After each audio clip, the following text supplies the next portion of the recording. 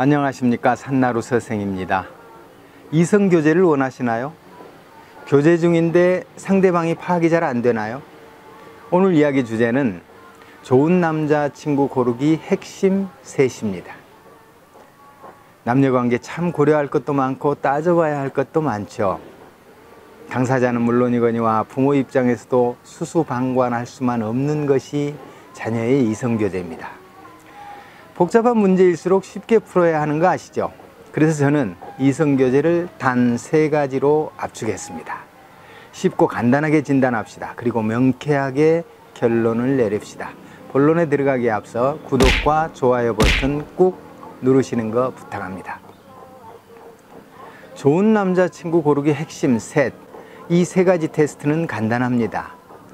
시간이 오래 걸리지 않습니다. 비교적 괜찮은 결론을 얻을 수 있습니다.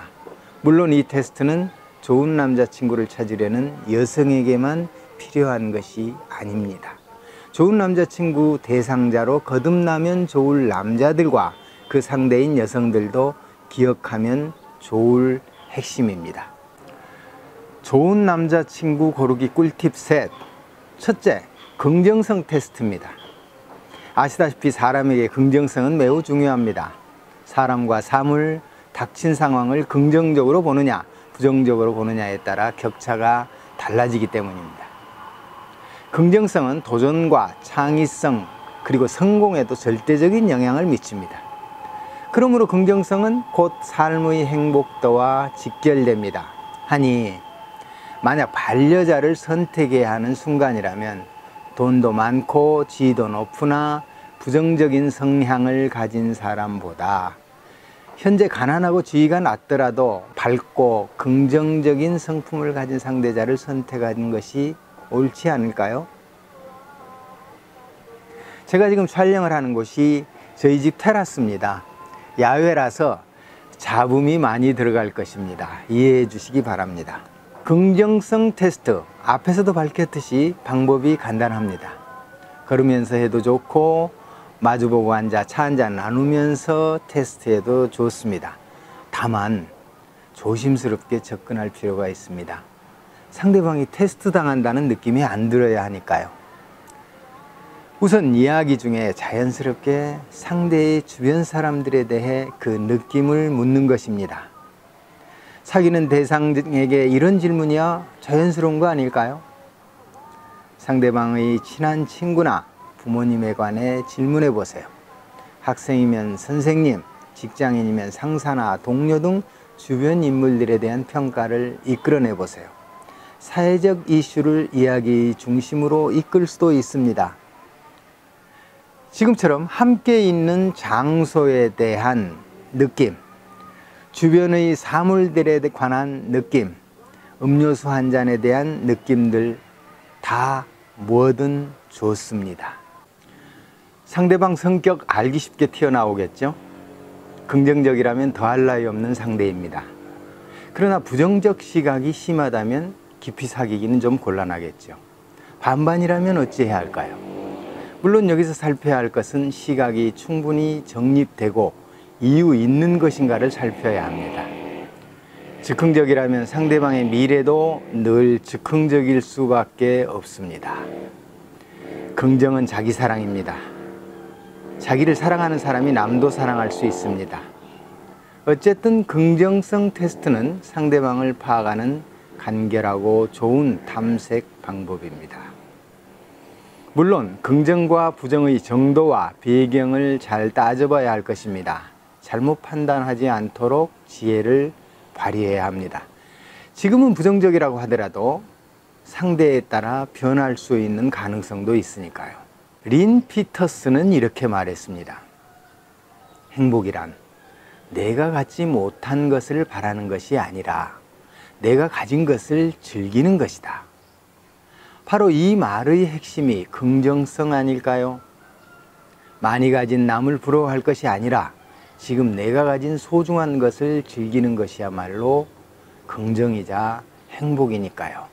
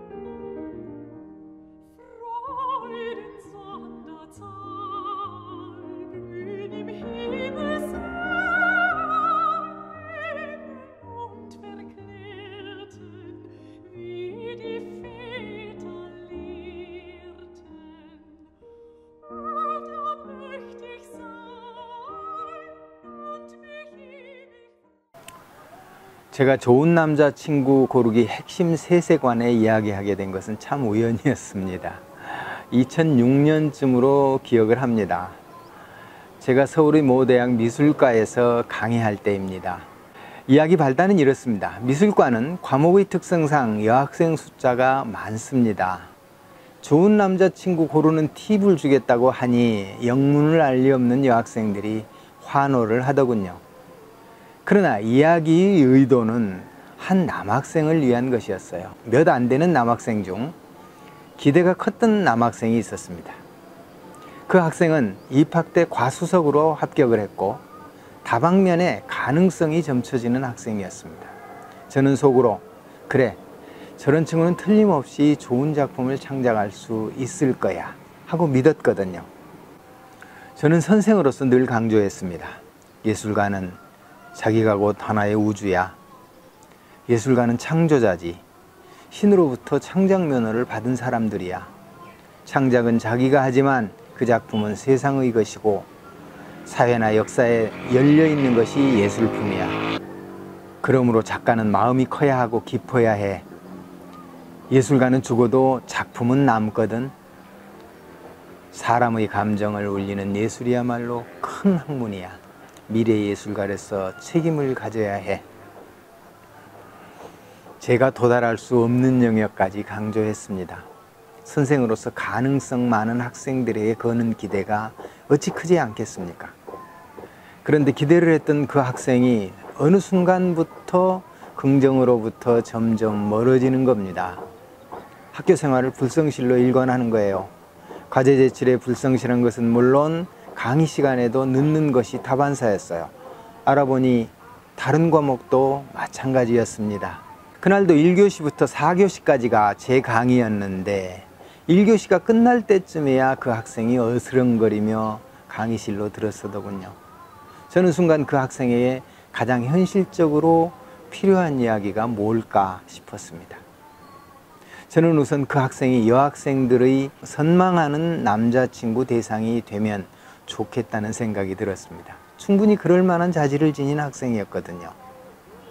물론 그 자리에 앉은 미래의 예술가들을 향한 제 마음이기도 했고요. 좋은 남자친구 고르기 핵심 셋. 두 번째 팁은 꿈입니다. 꿈을 가졌는가에 관한 테스트죠. 그런데 그걸 묻는 순간 상대방이 이쪽의 의도를 눈치챌 수 있습니다. 꿈을 꾸며댈 수 있는 거죠. 꿈을 가져보지 않은 사람은 없을 테니까요. 다만 확실한 꿈을 가진 사람과 그렇지 않은 사람은 이야기 전개가 다릅니다. 기회다 싶어 자기의 꿈과 배경에 대해 논리적으로 즐겁게 이야기를 털어놓는 사람도 있을 것이고 흐지부지 숨기려는 사람도 있겠죠. 꿈의 유무는 그 사람에게 진취적 기상이 없느냐 있느냐입니다. 물론 창의성과도 연결이 되고요. 다 아시죠? 꿈을 가진 사람만이 꿈을 이룰 수 있다는 것. 꿈은 노력하게 하고 결단하게 합니다. 그래서 내일 바뀔지라도 오늘 꿈을 가져야 합니다. 아마 앞의 질문에서 부정적 성향이 강한 사람이라면 꿈이 없다고 잘라 말할 수도 있습니다. 구구한 변명이나 늘어놓으면서 닥치면 그때 최선을 다해 해결하겠다고 할 수도 있는 것입니다. 중요한 것은 환심을 사기 위한 꿈 이야기에 속지 말아야 한다는 겁니다. 그래서 꿈과 연관된 다음 질문이 매우 중요합니다. 아무리 좋은 꿈도 실천이 뒤따르지 않으면 헛된 망상에 불과하니까요. 이야기가 이쯤 진행되자 한 여학생이 질문을 하더군요. 세 번째 테스트가 그거네요. 빙고! 저도 외쳤죠. 상대가 진정 꿈을 가졌다면 그는 분명 지금 꿈을 향해 뭔가 노력하고 있을 테니까요. 그러므로 실천력 테스트야말로 현실입니다. 우리는 자기의 꿈을 이루기 위해 자기가 할 수 있는 최선의 일을 선택합니다. 좀 더 잘하려고 공부하고 노력합니다. 꿈이 있다는 사람이 꿈을 이루기 위해 지금 아무것도 하지 않고 있을까요?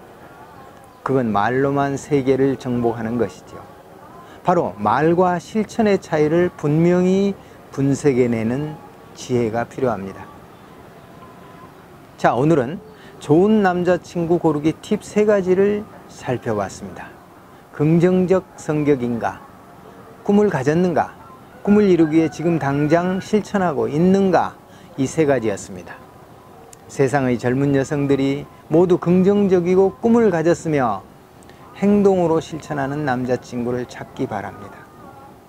세상의 모든 젊은 여성들 또한 긍정적이고 꿈이 넘치며 행동으로 실천함으로써 자기와 세상을 멋지게 경영하기를 간절히 바랍니다. 저는 어느 기업 사보의 원고 청탁을 받고 아프 이야기와 유사한 긍정의 힘을 중심으로 글을 기고한 적이 있습니다. 오마이뉴스 시민기자로서 위 이야기와 비슷한 내용을 오마이뉴스 사는 이야기 코너에 올린 적도 있습니다. 조촐한 자리에 상대에 따라 이런 이야기를 한 적도 몇 번 있습니다. 그때마다 늘 공감을 받았습니다. 사람에게는 사람만이 희망이고 사람에게는 사람만이 진정한 동반자입니다. 사람에게 사람 선택이 중요한 이유겠죠. 사람의 사람을 향한 따뜻한 정은 정말 필요합니다. 그러나 선택의 기로에서는 인정을 낭비하지 말아야 합니다. 바로 알고 바로 써야 하는 것이 사람의 정, 즉 인정입니다. 그렇지 않으면 독화살로 되돌아오니까요. 이성을 선택함에 있어 겉으로 드러난 조건보다 진정한 행복이 무엇인지 생각하는 사람이 되었기를 바랍니다. 산나루 서생이었습니다. 감사합니다.